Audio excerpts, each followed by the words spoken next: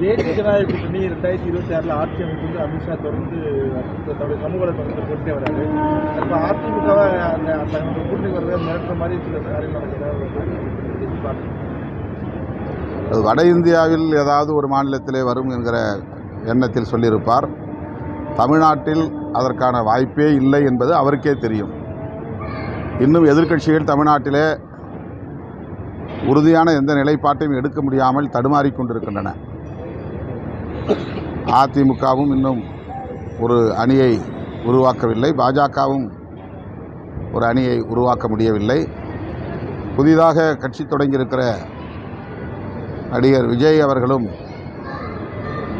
ஒரு உறுதியான நிலைப்பாட்டை எடுத்ததாக தெரியவில்லை. அண்மையிலே முதல் பொதுக்குழு கூட்டத்திலே அவர் பேசியது, அதிமுகவோ பாஜகவோ இரண்டாவது பெரிய கட்சியாக இருக்க முடியாது, நான் தான் இரண்டாவது பெரிய கட்சி என்று கிளைம் செய்திருக்கிறார்.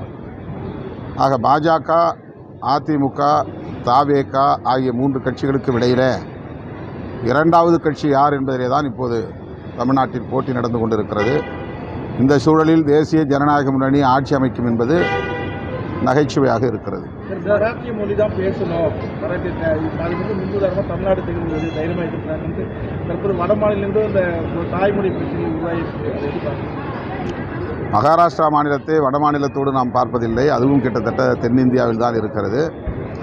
இந்த உணர்வு இப்போதுதான் தமிழ்நாட்டை தாண்டி பலருக்கும் உருவாகி வருகிறது. இந்தி திணிப்பை அவர்கள் ஒரு எதிரான நடவடிக்கையாக பார்க்காமலேயே இருந்து விட்டார்கள். அதனால் வட இந்திய மாநிலங்களில் பூர்வீக குடிமக்கள் பேசிய பல மொழிகள் அழிந்து போயிருக்கின்றன. அந்த மாநிலங்களிலே கூட ராஜஸ்தான், மத்திய பிரதேஷ், உத்தரப்பிரதேஷ் போன்ற மாநிலங்களில் கூட தங்களின் தாய்மொழி இந்தியால் அழிக்கப்பட்டு விட்டது என்று சட்டமன்றத்திலேயே பேசக்கூடிய அளவுக்கு இப்போது மாற்றம் நிகழ்ந்திருக்கிறது.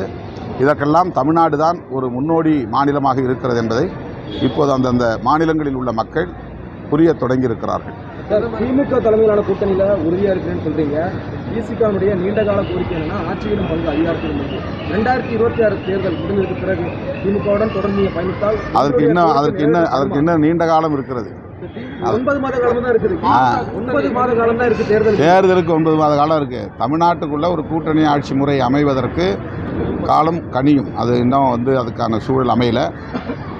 திராவிட கட்சிகளில் குறிப்பாக திமுக, அதிமுக ஆகிய 2 கட்சிகளில் ஒரு கட்சி இன்னும் பலவீனப்படுகிற போதுதான் இந்த கோரிக்கை வலுவாக மாறும். திமுக கூட்டணி ஏறக்குறைய 9 ஆண்டு காலமாக ஒரே கூட்டணி வலுவாக இருக்குது. ஆனால் அதிமுக கூட்டணியோ பிஜேபி கூட்டணியோ ஒரு வலு இல்லாமல் இருக்கிறதுக்கு சரியான தலைமை இல்லாததான் காரணம் இருக்குது. தலைமைங்கிறது ரொம்ப முக்கியமான ஒரு விஷயந்தான். ஆனால் பொருந்தா கூட்டணி அது. பிஜேபியும் அதிமுகவும் அரசியலுக்காக வலிந்து உருவாக்கப்படுகிற கூட்டணியை தவிர கொள்கை அடிப்படையில் பொருந்தா கூட்டணி. அதனால் அவர்களால் தொடர்ந்து பயணிக்க முடியவில்லை. திமுக கூட்டணியில் கட்சிகளுக்கு இடையிலான நடவடிக்கைகளில் முரண்பாடுகள் இருக்கலாம், அவ்வப்போது கருத்து உரசல்கள் இருக்கலாம். ஆனால் அடிப்படையான கொள்கைகளில் அனைவருக்கும் ஒருமித்த பார்வை இருக்கிறது, ஒரே நேர்கோட்டில் இருக்கிறோம்.